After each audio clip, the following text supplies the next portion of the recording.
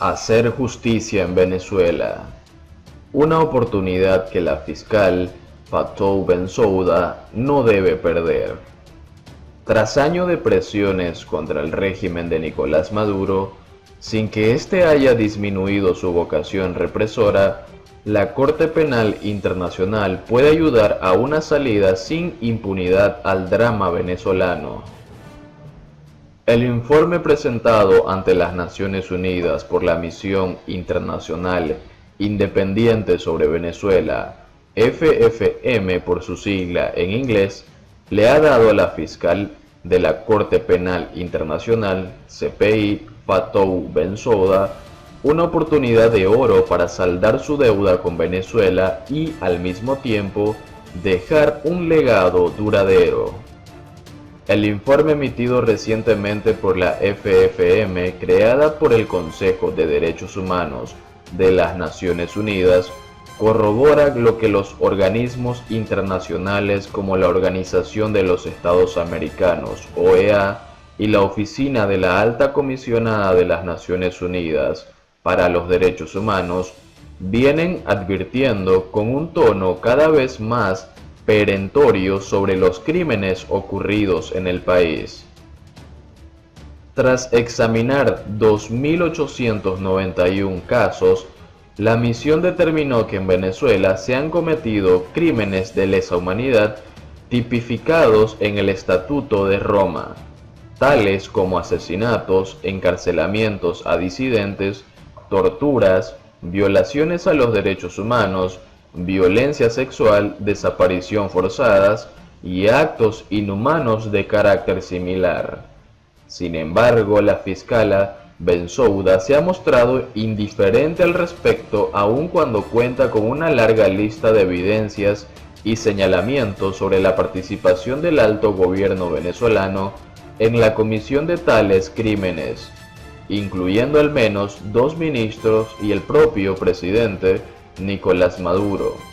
La CPI necesita con urgencia iniciar la investigación formal de estos crímenes. Creada en 1998, la CPI se encarga de perseguir y castigar a individuos que atentan contra el derecho internacional. Thomas Lubanga, ex líder rebelde congoleño, fue el primer condenado por la Corte en 2012 por la comisión de crímenes de lesa humanidad. Esta también fue la primera decisión de la CPI sobre las reparaciones de las víctimas, proporcionando justicia a los afectados en la República Democrática del Congo.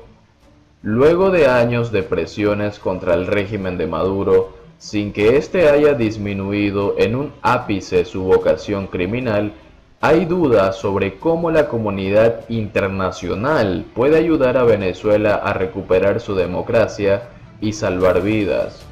Pero si la CPI actúa en Venezuela, puede abrir la posibilidad de una salida definitiva sin impunidad al drama venezolano. Pese a su contundencia, los hallazgos de la FFM no son enteramente nuevos.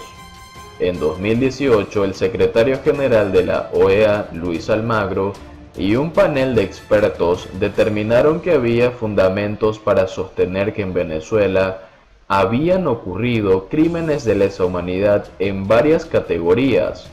Como resultado de esos señalamientos, Argentina, Canadá, Colombia, Chile, Paraguay y Perú solicitaron a la CPI la apertura de una investigación en Venezuela sobre la comisión de tales crímenes. En 2019, Michelle Bachelet, alta comisionada para los derechos humanos de las Naciones Unidas, ratificó la existencia de un patrón de persecución política contra la oposición venezolana, también señalado por su antecesor Said Rad al-Hussein desde 2017. Pareciera, entonces, que la OEA, los 6 países que remitieron la situación de Venezuela ante la Corte e incluso la burocracia de las Naciones Unidas, que esta semana decidió renovar el mandato de la FFM por 2 años más, han sido más activos en procurar justicia en Venezuela que la CPI. No solo han advertido a la comunidad internacional y a la mismísima Corte sobre la existencia de crímenes de lesa humanidad en Venezuela, sino que han recabado las pruebas, han identificado los patrones de ataque e incluso han identificado a los presuntos responsables, una labor que debería corresponderle a la Corte. La falta de diligencia de este tribunal los ha obligado a ocuparse de tan graves crímenes. No existen razones para que la CPI no abra la investigación.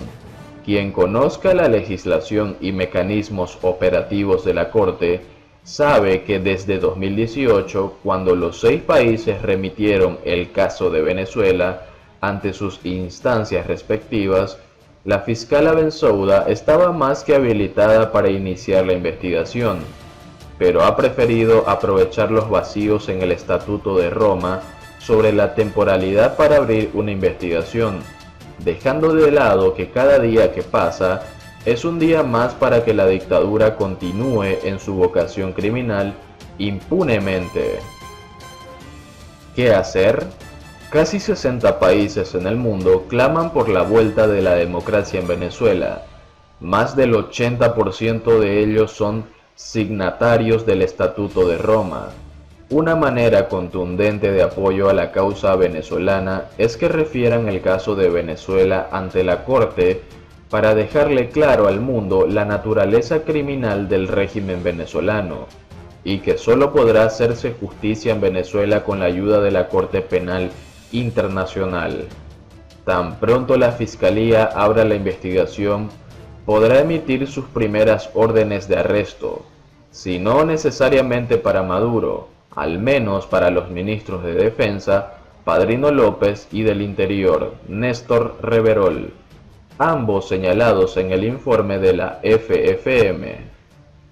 Venezuela necesita justicia.